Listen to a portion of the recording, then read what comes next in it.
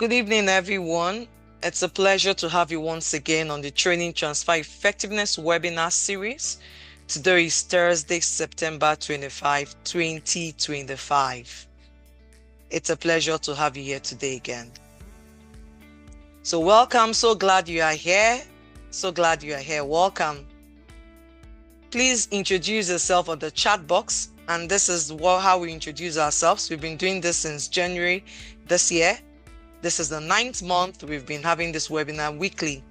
So 3 ways to introduce yourself. Just write in the chat box your name, your role in your organization, and the country you're joining in from.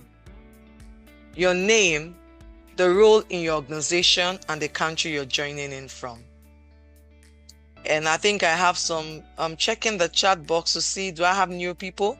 No, I think it's only, I don't think Dina, I don't know if you're a new person, if you're joining us for the first time, but Emmanuel is our old webinar. So Emmanuel joins our webinar all the time. I was trying to look for the word to use. Webinar participant, yeah. Anthony has been here. And then Adriel, I don't know if Adriel has been here. And Dina. Well, so welcome. So please type into chat box your name, where you're joining in from, and your role in your organization. Okay, Adriel Monko is HR Assistant, Ghana. Welcome, Adriel. Emmanuel Adentri, our very, very constant participant. Emmanuel Adentri Jr. from Ghana. Emmanuel is a team lead of Same Consult and also an L&D coach. Welcome. I will not introduce myself. I'm sure you've already seen it. I want to believe most of you already know me. There's a bit about myself. And we usually say this is our trademark. Yeah, this is our trademark in this. Okay, I see Dina Nusenu, Acting HR Manager, Ghana. Welcome, Dina. I think you're joining us for the first time. Welcome, Dina. It's nice to have you. So this is more like let me call it our trademark. We always say difficult roads leads to the beautiful destination. So for those that are joining in from Kenya, the time is like 9 p.m. your time. Okay, like Anthony joining in from Kenya. This is 9 p.m. So Anthony has a reason why he's here. So Anthony Kyrie is Kenya CE and HRB lead. Welcome, Anthony. So those joining in from Ghana, you're 1 hour behind us. So this might be 6 p.m. your time, past 6 p.m. your time. Those joining from Rwanda and those joining from any of Rwanda is 1 hour our time. So in Nigeria, this is past to 8, past 7 p.m. And so difficult roads leads to beautiful destinations. We make the sacrifices because of what we want to learn. And so welcome on this journey. Now, what we decided to do is we noticed that we felt that before we start up the webinar proper, to tell you of the things you could gain from joining the webinar. So it's an advantage for you to be here. And so we're going to be sharing some of our services and our products for you before we start the webinar. So we have what we call the Mastermind Program.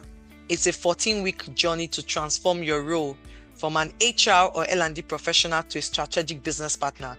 So this webinar series we've been doing since January, it's all about turning HR and L&D from order takers, from mere HR and L&D to strategic partners, to business enablers. So that's what we have been doing. And so we have this mastermind course. It is a 14-week course. We have the people in cohort 1 already, and they've been singing praises and singing songs of the mastermind. What the mastermind does for you is it helps you to demonstrate measurable return on investment and return on expectations for all your training investments. It helps you to be able to engage with stakeholders and build their buy-in, because most times stakeholders resist. And that's what we are doing today. Last 2 weeks, we did strategies to build stakeholder engagement. This week, we are looking at strategies for resistant stakeholders. These were 2 things I said I was going to talk about. We've done the other one last 2 weeks, and we didn't meet last week, and we are doing this week. So the mastermind helps you to know how to engage with stakeholders, build relationship with them, and help them find out this, use strategies to, when they are resistant, strategies to ensure that you bring them on your side, that you have their buy-in. And it positions you as an HR, as an L&D person, as a strategic partner, not an order taker. Join the mastermind. The next cohort 1 is going on. Of course, we are not admitting any other person. The next cohort is cohort 2. It starts Monday, December 1st until March 2nd, 2026. It's going to run for 14 weeks. So from Monday, December 1st to Monday, March 2nd, 2026, 7 p.m. to 9 p.m. GMT +1. And the fee is only $2,500. And we have a prepayment plan that you can start paying from now till you finish the course. However, you will finish paying before the course ends. So join the mastermind. You can send us an email. You can just go straight to the to our LMS platform, make payment and register, or you send us an email at our email address info@mbrianconsultinggroup.com, or send us a WhatsApp on any of those numbers. And these are the remaining cohorts that will run till 2026.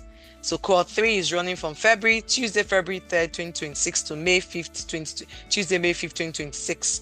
Cohort 4 is running from Monday, June 1st, 2026 to August 31st. And cohort 5, which is the last cohort for the year, this is when it's running. Limited slots available. And the more you keep waiting, these prices may increase by next year. Yeah, it may increase by next year. Take the opportunity now. Do you need help? Let us talk. How can we help you build or repair your ecosystem? You can join the mastermind programs, either the cohort 2 through the cohort 5, any of them, cohort 2, cohort 3, cohort 4, or cohort 5. Reach out to me. Let us stop training for the sake of training and start building training for transfer. Let us build training for transformation. So reach out to me if you need help. And the last information I'm bringing to you is our big news. The International Training Transfer Effectiveness Conference is holding in Lagos, Nigeria at the Lagos Oriental Hotel November 13 and 14, 2025. It is the first ever conference. No conference in Africa, no conference in the world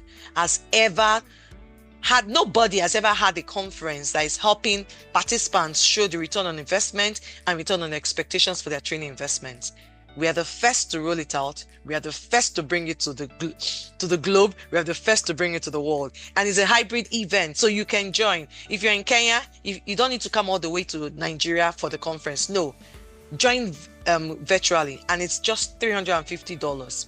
Join virtually, and you're going to have the same experience those that are physical are going to have, because we have built a state-of-the-art platform for our virtual attendees. The only thing you miss out is the food. Yeah, that's the only thing you miss out. Join the conference. Make sure you sign up. And if you want to sign up now, you can just scan that barcode and sign up. It's a conference not to miss. And these are the speakers. We have Melanie, who's a keynote speaker coming all the way from Switzerland. We have Tom coming all the way from the US. We have Anna coming all the way from Austria in Germany. Then we have other speakers from Nigeria. So do not miss it. And another thing you're going to gain for joining this, if you notice my profile, you saw all the certified this, certified that, certified that. If you want those certifications, you can get it, and at a very, very reduced cost. If you check me up on WhatsApp, you see the price list there. Now, for the certified transfer designer, it is about 2,000 something euros. So next week I'll get the right price. I'll just go to the website to ask Melanie. It's about 2,000 something euros, but you're going to be paying just $1,550 for it. The Kirkpatrick Bronze certification is about 2,000 something dollars. You're paying only $1,050 for it. The Accelerated Learning Certification Workshop is about $1,500. You're paying only $950 for it. Then the IFC LPI TPMA Trainer Certification by the World Bank, International Finance Corporation, and the Learning Performance Institute in the UK is about $650, and you're paying only $550. So you can pick any of those certifications to do. If you want to do the whole 4, fine, you can do the whole 4. So do not miss this. Now we go into the webinar proper. I see something on chat box. Okay, Adriel, yeah, no problem. What were those that attended the webinar last 2 weeks? What practical tip did you carry out from the last 2 weeks until now? Do you want to share with us? Or even if you did not attend last 2 weeks, you've been attending maybe 3 weeks ago, 1 month ago, what practical tip have you carried out? Do you want to share with us? Either you unmute your microphone or you type into chat. Is there anybody that wants to share with us? Anybody? If there's nobody, I will just continue. Is there anybody that wants to share with us?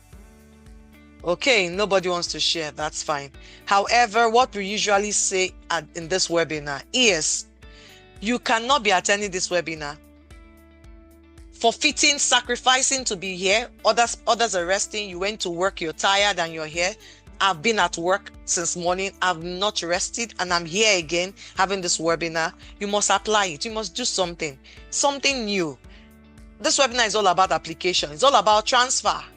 So if we are talking about transfer from training, we start Charity Begins at Home. We start transfer on this webinar. So every week you attend this webinar, you must do something. You must apply what you've learned. You must do something different. Either by reading a chapter in the book that has to do with transfer, that is talking about, I've given you several names of those books, or inviting somebody, or going to our YouTube to watch the videos. Come see, please drop the YouTube link to our YouTube channel on the chat box so that they can go to it, or watching the videos, or going online to our LinkedIn page. Also drop our LinkedIn page. I think you should just drop all our social media pages, handles on the chat box so they can see it. Go there and read. Read what? Because we're always posting on return on investment and return on expectations for training. We're always posting things around training transfer effectiveness. You must do something differently. Okay. So now we go to what we have today. What are we looking at today? Review of last 2 weeks webinar. So I said, so last week we talked about winning stakeholders. How do we win stakeholders? I told those that attended last 2 weeks that this was something I learned. Now, I've done the Kirkpatrick certification bronze level years ago. However, I decided to do the silver level. So I finished the silver level last 2 months. And I was sharing with you that's why I said, no matter what you've learned, you can never stop learning. You cannot say you will not learn something new. I teach return on investment, return on expectation on training. And yet I paid for the Kirkpatrick certification silver level and I learned something new, something I didn't know. So you can see no one is an island. No matter how many years you've read, you've certified yourself, you've had experience. And so that was what I started sharing last 2 weeks. How do you win your stakeholders? Because if you don't get the buy-in of stakeholders, your training is dead on arrival. And the 2 things we're looking at was relationship. How do you build relationship? That was what we looked at last 2 weeks. So if you want to watch it, go to the YouTube video and watch it. Then the second part was, how do we use strategies for this resistant stakeholder, those that are resistant? What strategies can you use to get them on your side, to have them buy in? And that was also what we looked at last 2 weeks. Was one of the ways to build relationship is one, be an expert in the business. I'm not going to talk about this. Watch the video. Seek to understand before being understood. Third strategies was to speak the business language. So these were the things we looked at our last 2 weeks webinar. Now today, what are we looking at? For those that are just coming in for the first time, those that are just joining us for the first time, please, if you're joining us for the first time, just put on chat box that I'm joining in for the first time. So for those joining us for the first time, we say your training transfer effectiveness journey begins today. Then those that have been joining us all these weeks, we say your training transfer effectiveness journey continues. And so today we are going to be looking at how do we win stakeholders, resistance strategies that drive training impact. So you would agree with me that for those of you that have worked in training and still working in training and worked in HR, you agree with me that for the length of time, that no matter how brilliant the program is, if stakeholders resist, impact will be blocked. No matter how beautiful it is, if your stakeholders, and I'm talking stakeholders are The line managers, stakeholders are the C-suite, CEO, MD, EDs, whoever who are the stake that would ensure that your training, you deliver your training and ensure it has an impact. If these stakeholders resist it, impact is blocked. And I've noticed that from interacting with these stakeholders and from years of training, I found out that most times some managers resist, not that because they don't want the training. As they are resisting, there's a silent, polite opening that they're saying, this does not go with my values, what I'm thinking. This is not where I'm heading, and you're telling me to head here. So sometimes resistance is open. A manager is saying, I don't have time for this training. I don't want my people to attend this training. They are so busy. When you take them for this training, the customers they're supposed to be chasing, they are not chasing the customers again. You're taking away their time. Can you imagine? Training that will help them. But that is you thinking of it. HR and L&D, that's your thought. To the manager, you're taking my people away. I have a target of 1 billion. I cannot meet it. They're going to spend 2 days out of not meeting with clients again. No, this cannot happen. So sometimes you have an open resistance. They tell you upfront that no, they don't want this. It cannot happen. Why sometimes it is a polite agreement, maybe in the meetings where people are, the management meeting, and they agree that yes, that the polite agreement that they want the training. However, at the end, they won't support you. That support you need for implementation, you won't get it. So the good news, however, is resistance doesn't have to stop us. Note that as trainers, as HR, as L&D, resistance shouldn't stop you. Use resistance as a stepping board, right? See it as something, don't see it as something negative. So, because when you handle resistance effectively, when it's handled correctly, resistance is like a door, like a door open to partnership with these line managers, with these stakeholders. I'll take that again. So sometimes resistance, when you handle it correctly, becomes a doorway. It becomes a pathway. It becomes an opening for you. Okay, thank you so much, Kamsi. I see what you've dropped in the chat box. It becomes an opening for you to build stronger partnerships with the stakeholders.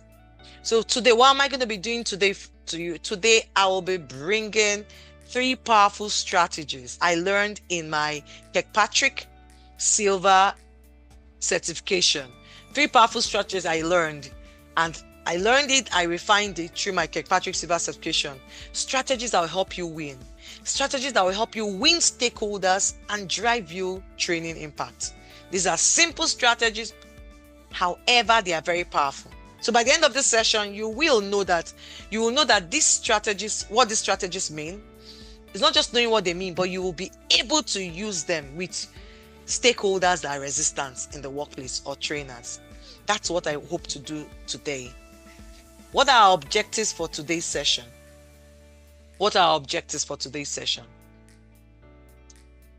By the end of this session, you will be able to do the following. 1, identify the 3 proven strategies for overcoming resistance with stakeholders. 2, apply at least 1 strategy in your current workplace situation to improve stakeholder engagement. At least 1 strategy. Out of the 3 strategies I'm going to share with you, try to start applying at least 1.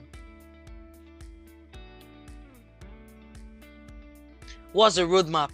We're going to ask questions, there will be interactions, and of course, your next line of action, commit to forward movement. You know, I always say that you must commit to what? Move forward movement. For those joining us for the first time, I usually talk about training effectiveness versus training transfer and versus training transfer effectiveness. I'm not going to elaborate on this. Training effectiveness is the extent or the degree to which training is successful in producing the desired result. What in Kirkpatrick 4 levels of evaluation we call level 1 and 2.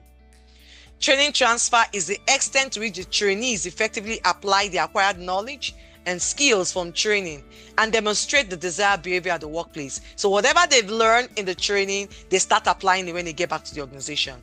Most often, they do it for maybe 1 week, 2 weeks, 3 weeks, 1 month, 2 months, they are tired, they stop. That is training transfer. They've been able to apply the knowledge and the skills they've learned back to the workplace. The behaviors you want them to demonstrate, they've been able to demonstrate it. That's not where I'm leading you to.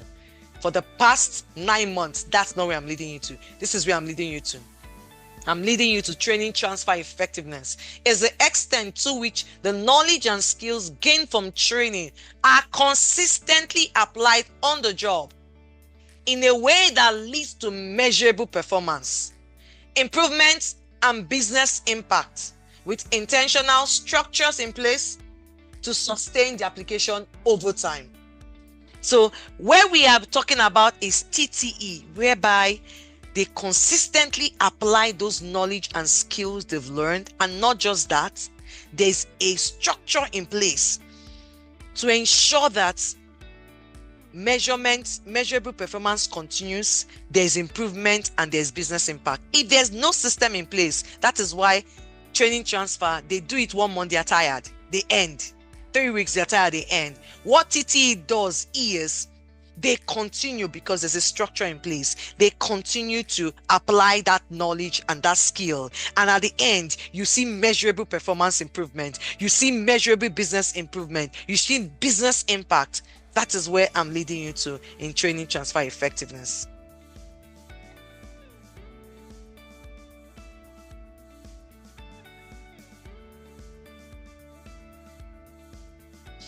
Okay, so I continue. And this is just like a summary of all I've said. So training effectiveness measures the learning and engagement. Training transfer measures the application on the job. Training transfer effectiveness measures the sustained performance to business impact. That's where I've been leading you people all this past 9 months. You learn. Let me just use my pointer. You learn, which is through training. You apply, performance improves, and there is business impact. That is what TTE is. Training transfer effectiveness, sustainable improvement. You learn, you apply what you've learned, performance improves, and business impact. Why? Because it is sustained. It's when you have something consistently done, something that's been sustainably done, that is when you have business impact. If it's not consistently done, sustainably done, you will not have business impact. Okay, so let's move to what we have for today. Can you see this? You can see this big stone and this individual. That is your stakeholders. That round big stone is your stakeholders, and that is you, the HR and L&D. How can you resist this big stone? Won't that stone crush you? That is why you need strategies. If not, that stone will crush you. The stakeholders will crush you. And so what I'm showing you today is how to ensure that that stone doesn't crush you. How to ensure that the stakeholders, the stakeholders do not crush you, do not defeat your training. One of the first strategy is appeal to values. I'll take that again. Appeal to values. What does that mean? What does that mean? Now, what does appealing to value mean? It means that as a HR and L&D, ensure you connect the initiative you're talking about to what matters most to the stakeholders. Ensure you connect the training you're talking about, the initiative you're talking about, what matters to the stakeholders, either their personal values or the organizational values. If you're unable to connect it to what matters to them, because what you think matters to you is not what matters to them. Yeah?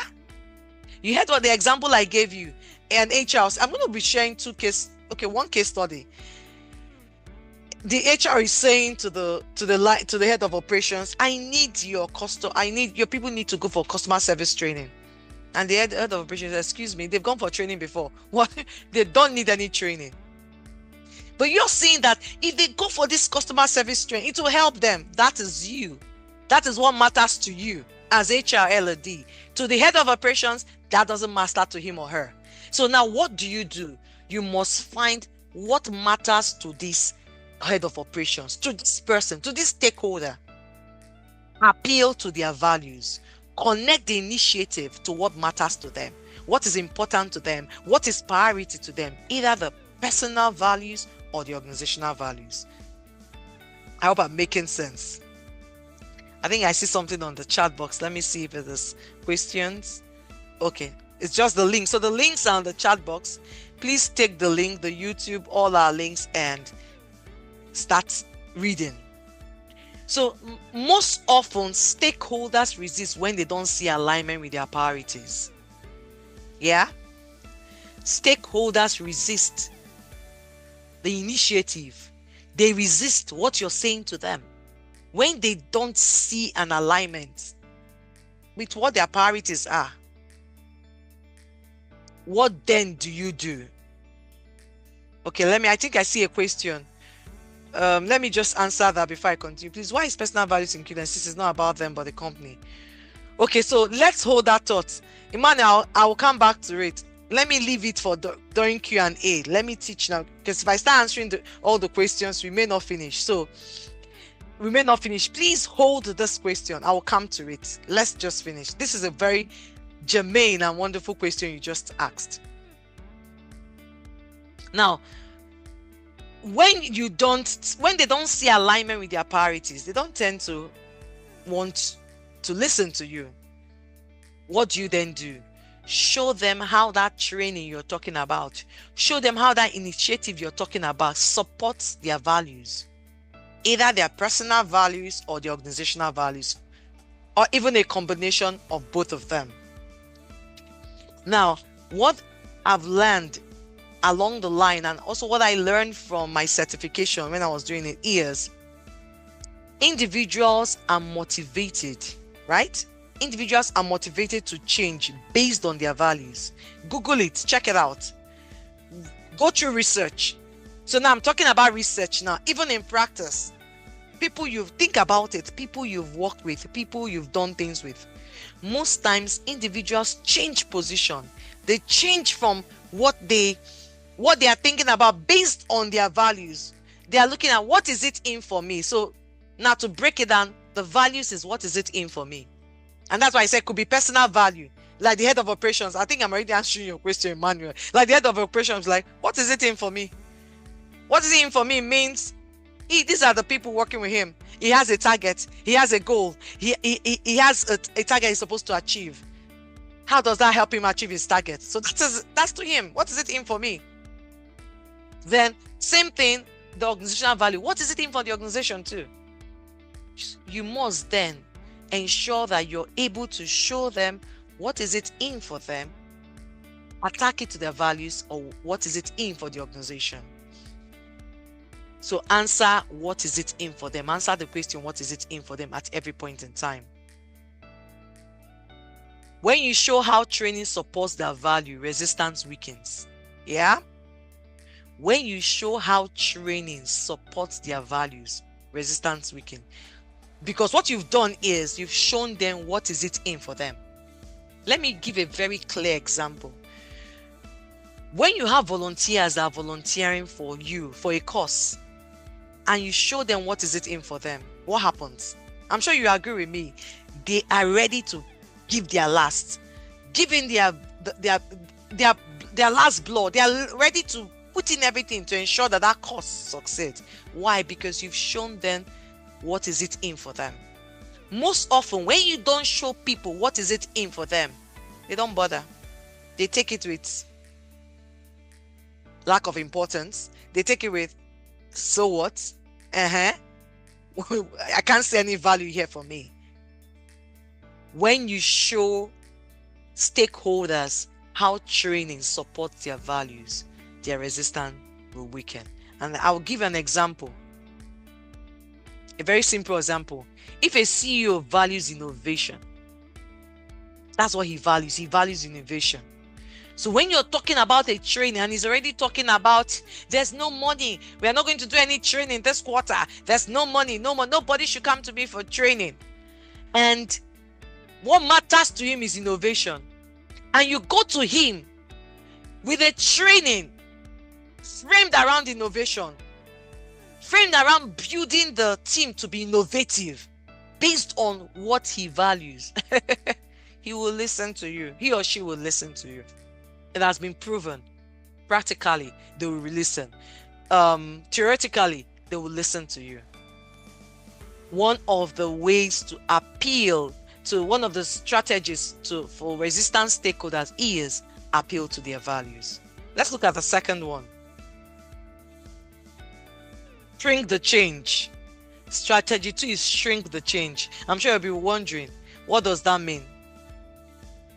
Shrink the change. Now, most often resistance grows when change feels too big or risky. There are people that what's that word we use? Their receptivity to risk is very low. They have low receptivity. Why some people have high receptivity to risk? Some they play at the very low the low grounds. They don't want, their receptivity to risk is very low. Now, when resistance grows when the change feels so big or risky. So what should you now do? Make the change, shrink the change. Let them not think it's something so big. Shrink it to something small so that you would have less resistance. Resistance grows when change feels too big or risky. What do you need? Make it smaller. Instead of saying we are going to train all your customer service staff. No. He's already complaining that he doesn't want, you're taking them all out of work. Why don't you do a pilot test and say, why don't we train just few of them? We can train like 3 to 5 of them and see based on what you want, and see if there's no change based on what you need after this training. We will not do the training for the rest. Can you see that it's easier for him to accept or her to accept, for the stakeholder to accept, instead of the stakeholder sending 15 of their staff for the training?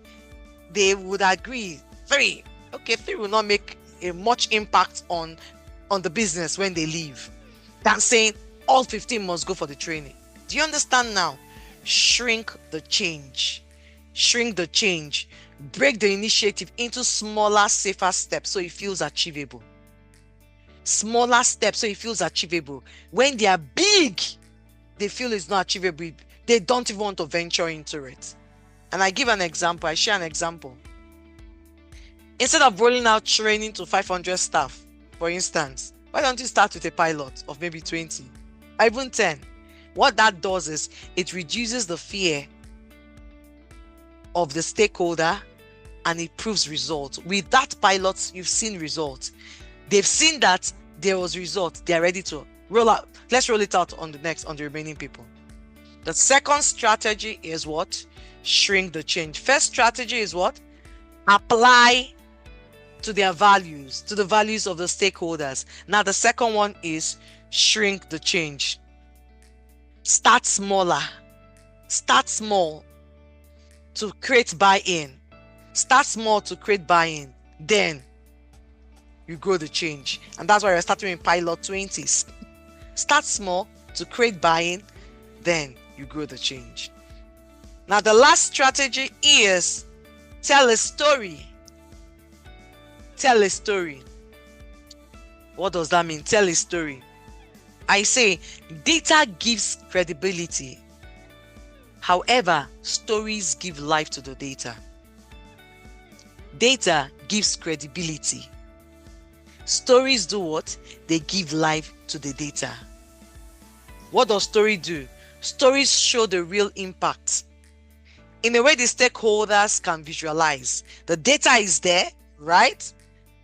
The story is talking to that data. You're crafting a story around that data. When crafting the story, make the story short. Don't give one long story. You're losing them. Make the story short. Let the story say, in the past, this was what we did. Or it worked in the other branch. It worked in this department. It worked in this country. If you have an organization that have various regions, various country, it worked there. We believe it can work here now. What are you doing now? You are honoring what had happened. The same training they are resisting, you're honoring it. It has happened. We've used it in various departments, various units, various countries. It worked. Telling a story. You're showing them the data and you're telling the story that is showing the real impact, and the stakeholders are what? Visualizing it. In telling the story, you can even acknowledge mistakes. You can say, when we also did that, we had, because we started the pilot early, we lost some people. Some people were not able to understand. However, we've learned from our lesson in the one we had with HR, when we had with manufacturing department. Now with you, we will ensure that we start at the right time. Can you see? So you're not saying that you're honoring the past, what has happened. You're talking about the mistakes that was made and you learned from it. You're making it short, punchy, crisp, straight to the point. With that, what you're doing is you're providing a compelling need for change. Why they would want that training? Why would they want that? And you share the plan. Let them know it's not just us. It's not HR. It is all of us, which is what I treated in my PDP, the first one, pre. You bring the stakeholders today. We are all going to do this and ensure that this works and ensure that you achieve your objectives. We are here with you. Tell a story. Tell a story. Okay, I give an example. A story of how another department solved the same problem is more persuasive than a spreadsheet. That's why I say you have a data, let your data tell this. Use the story to talk to the data. Use the story to give that data life. And in telling the story, make it short.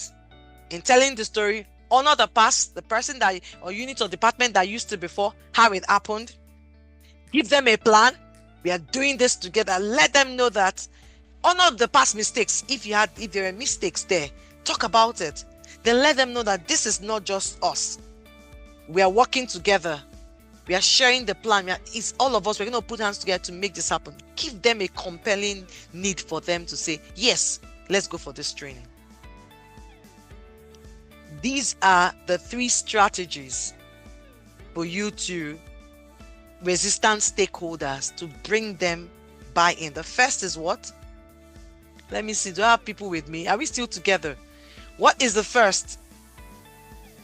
Do you want to type into chat? What's the first? I want to believe we are together. Okay. So the first is what? Appeal to values. Yeah. What's the second? Do I have people that are with me in this class? The second is what? Shrink the change. Thank you so much, Emmanuel. Yeah. And the third is what?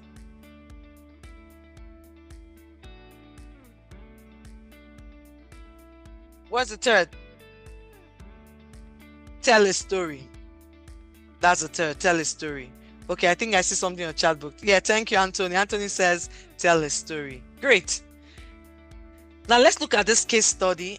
Then I will take questions. Let's look at this case study. This is LBX Limited. It's a company they are into services. They do telephone services, as in just like the MTN we have. For those that have MTN, yeah, I think we have MTN in every country. MTN, Airtel, I don't know which other network provider you have in your own country. So it's a network provider. It's called LBX Limited. Of course, I would have changed the name. The L&D manager in LBX Limited told the head of operations that there was a need for his customer service representatives to attend a customer service training. And this was the response of the head of operations. The head of operations said, we don't have time for this. My people are already stretched. Training will just take them off the floor. Now, my question to you, get ready to unmute your microphone. How can we use, what are the strategies you will use and how will you use it? I see something in the chat box. Okay, by Anthony, tell a story.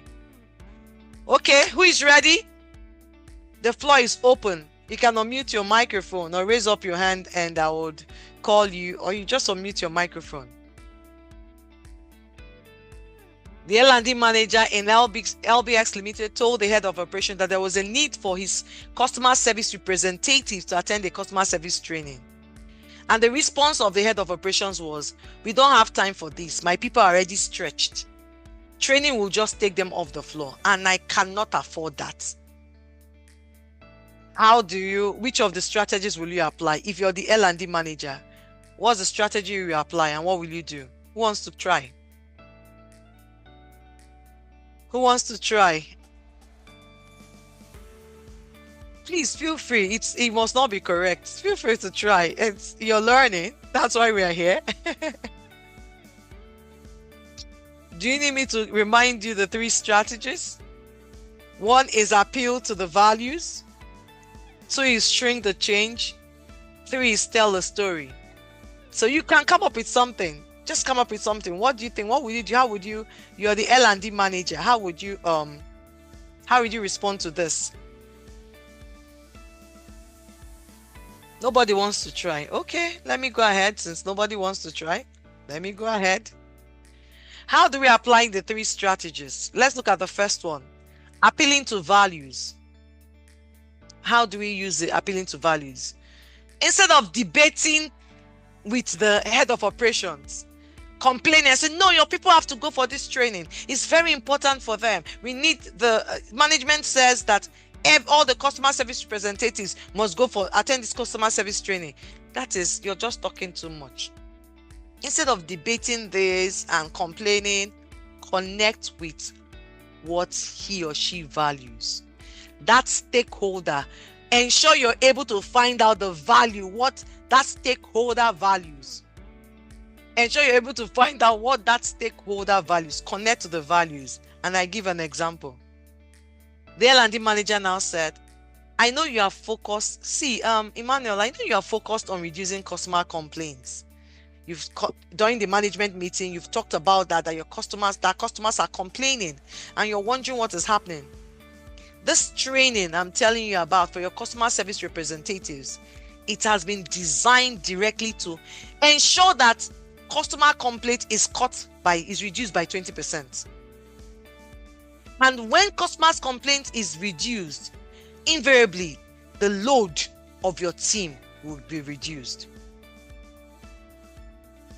And his values was, he has been complaining in the management meeting, customers are complaining so much, doesn't know what can we do and all that. And you're giving him this, that the training is going to help him to cut customers' complaints by 20%. So let's say, for instance, have that data too. So for instance, the rate at which customers are complaining is 60%. And you're telling him, "Emmanuel, I'm telling you, when your people go for this training and come back, that 60% you have of complaint from customer, this training will help them to cut it by 20%. And it will come down to 40%. Let's start from there. Is that not what you want? And your people are already stretched. And when they are able to cut down this by 20%, you would find that, just check, Emmanuel, just check. You would notice that even the load upon your employees, upon your customer service reps would reduce. It will reduce the load on them." What do you think he or she will say? You're sure? Sandra, you L&D people like talking too much. You're very sure this training, they've gone for trainings before. You're telling me this training will cut down the customer complaints from 60% to 40%, 20% off. You're sure? Okay.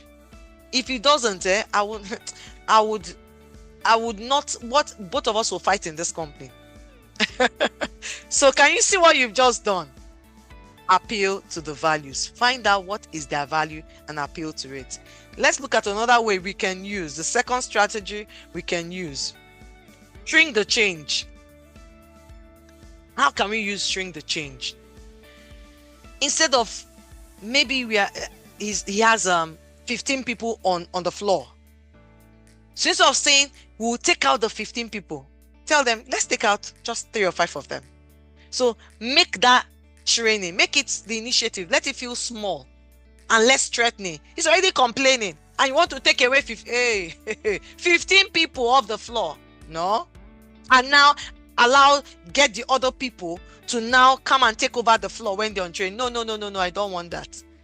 Make the initiative feel smaller and less threatening, whereby he will be able to do what? Accept it. So this is the response by the L&D. L&D said, why don't we pilot it with just one team for 1 week? Now that he has the teams are in 3 batches, 5, we make them 15. Why don't we let's take just one team. Let's pilot it on one of them. And if you don't see any change, the reduction doesn't happen, we'll stop it. We'll not even bother with the remaining team. However, if it works, you will see results. And then when you see results, we scale to the rest people.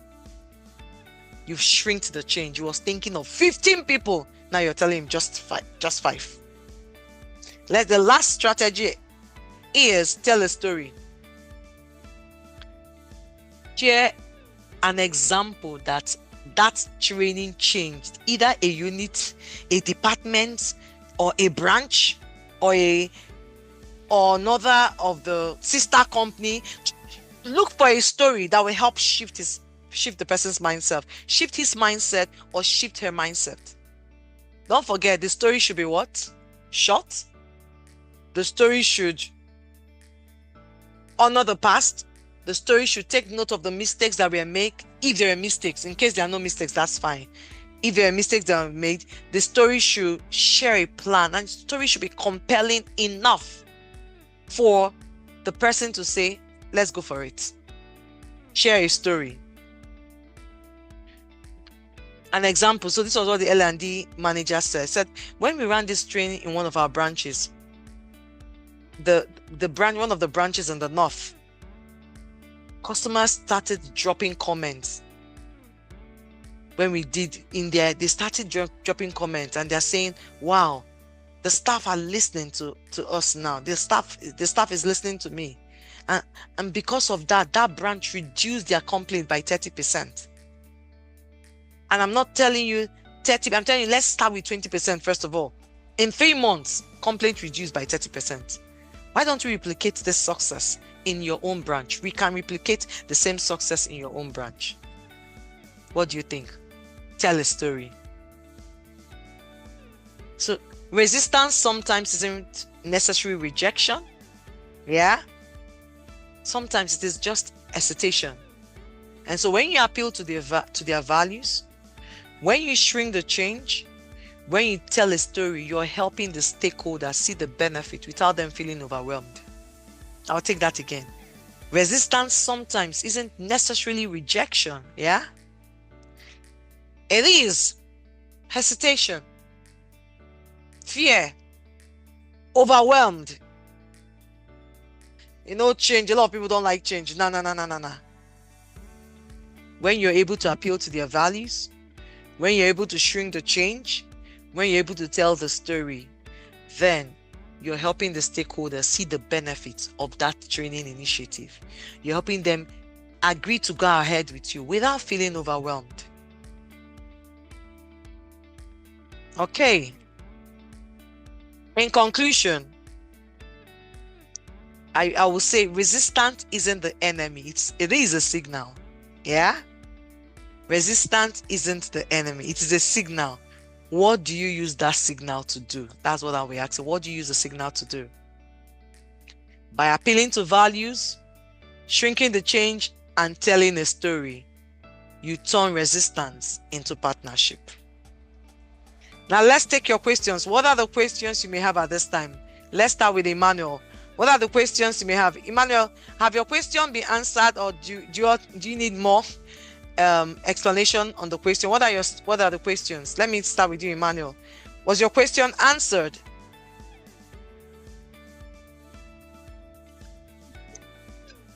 Not really. Okay, so let's take it again. So let me go to your question. Emmanuel asked, Emmanuel, do you want to read out your question? Just tell me your question. Just say your question. Read out. Tell us your question. All right. Question, yeah. All right. Coach, thank you very much. You made mention of the fact that we need to link it to whoever is resisting. We should link it to their values. And you specifically said that either organizational value or personal values. Now I've understood the reason why values comes in, because people accept things that are related to their values. But I want to ask, why should it be personal value? Since we are referring to the organization, not you. Okay, thank you so much, Emmanuel. Now, I gave an example. Let me also explain that again. What are personal values? For instance, a personal value for let's use this head of operations now is he wants to meet his targets. He has a target. At all costs, he must meet his target. Most often, sometimes personal values align with organizational values. It could be of course, the organization wants him to meet his target. He might, maybe let's say for instance, the organization's target, their target is, for him is 20 million Ghana cedis, right? Him, because he's a goal getter, because he's someone that does extra mile, he has given himself 30 million Ghana cedis. That's his personal value. That's not what the organization told him. The organization had already given him 20 million. He wants to achieve that 30 million. And whatever it takes for him to achieve that 30 million, he wants to do it. That's his personal value now. Another example of a personal value is he doesn't believe in training, physical training. He believes in what? E-learning. He's not ready for e-learning. Or the other way too. He doesn't believe in e-learning. He believes only in physical. Whichever it is, that's his personal value, right? So how do you show that if it's someone that believes in physical training alone, doesn't believe, they love line management, all this e-learning, they don't believe in it. They say, send my people on physical training. How are you able to align with that value that they have, that physical, nothing can compare to physical training, because you're trying to reduce budgets, and instead of doing physical training, you want to send them to do Coursera? And it's like, which kind of nonsense Coursera? How would that help them in their this thing? All this online? No, I don't believe in all those online things. How can you sell that based on this thing he prefers online Coursera, not physical? That's also personal value. I don't know if that helps you. That answers your question, Emmanuel. Yes, please. Okay. I'm very grateful. You're welcome. You're welcome. Is there any other person that has any other question as we wrap up? Any question? Okay, I guess there's no question. Now, what will be your next line of action? What's your next line of action? What will be your next line of action? Ensure you try one practical tip from now until we meet next week. From now until we meet next week, ensure you try one practical tip, and you will share your experience with us next week, Thursday. I usually say, old ways won't open new doors. Every impact-driven training starts with a bold conversation. Are you ready to start having those conversations with the stakeholders? Resistance is not rejection, it is hesitation. When you appeal to values, shrink the change, and tell a story, you transform hesitation into partnership. That's the quote by me, Sandra De Oracle, Africa's leading voice on training transfer effectiveness. And finally, be happy and feel good about yourself always. You can connect with me on LinkedIn, connect with me on Instagram. I don't really do Instagram, so connect with me more on LinkedIn. and can send me a message that's my email address, that's my number. There's a question I see on the chat box. Coach, can I ask a TTE question, but not related to today's session? Yes, please. Go ahead, Emmanuel. Emmanuel, please go ahead. Thank you very much, Coach. You're welcome. All right. So, first of all, I would like to acknowledge the help I've received or the support through the training I've always received here. You remember I once told you an HR reached out to me if I can do a training, and I said I would start a conversation. I came up with a conversation, just to ensure training transfer happens. So I've done a leadership training, I've done customer service training, performance management training within October and September. And you will realize that she had to convince some of them to come. And after the training, so some of them, it's an optical service. They deal with the eye. And so some of the doctors, do you know how doctors sometimes they behave? So he had to, so my question is that they have not I did not disappoint this HR. I delivered I did everything that I needed to do, the very practical exercises and everything. Now they have ticked, yes, smiling. You call it smiling sheets. Something. Smiling sheets. Yes, smiling sheets, yes. And the excellent feedback. Now, with the constant explanation you've been giving on training transfer, now my next step is I tried as much as possible to find out their need, find out the change they want to have, and all those lectures you have given us, practically, I had to apply them. Now, my next question is, you are there. You started something with me. I will say, that's how I'll put it. Now I'm stuck. So I want to know what should I do to ensure they don't come back and say, hey, they can't transfer it. I just want to know, because I had a conversation. I did what I had to do before the training, pre-training, and during the training. But I'm trying my best to apply all that you taught, because I didn't go just in for invoice and just synopsis. I had to follow the procedures you have given me. Yeah, so that's I just want the next step to ensure that at least they will see an improvement. Thank you. You're but welcome. They like the training, they learn. Okay, so what I heard you say last, they like the training and they learned a lot. Yeah, so what I would say to you, Emmanuel, is I don't know if you watched the video. I don't know if you're in that webinar of pre-training, the PDP model. Everything you want to see now that the training is over, you're supposed to have designed it at the pre-stage. And I don't know if you did that.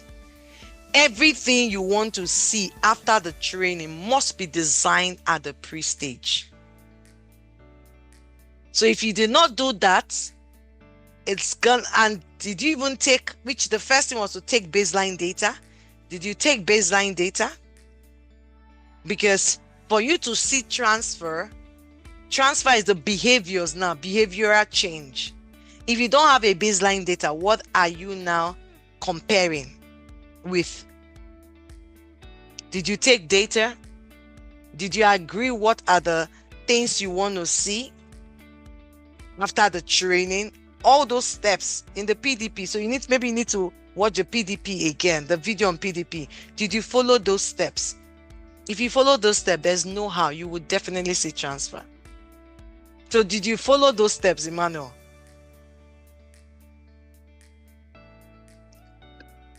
Yes, please, in our discussion. But I had a challenge in my conversation with the HR. She kept on saying that my people are doing well. We just want something to also add up to what. But they came for training. But wait, then that means, Emmanuel, you've already entered one chance. She just said something to you. She said, my people are doing well. We just want something to add up. What did you did not finish? You finished that. Something to what? Yes, to ensure that they produce excellent results. It's What not they are does- doing their best. What does producing excellent results mean? What does it mean?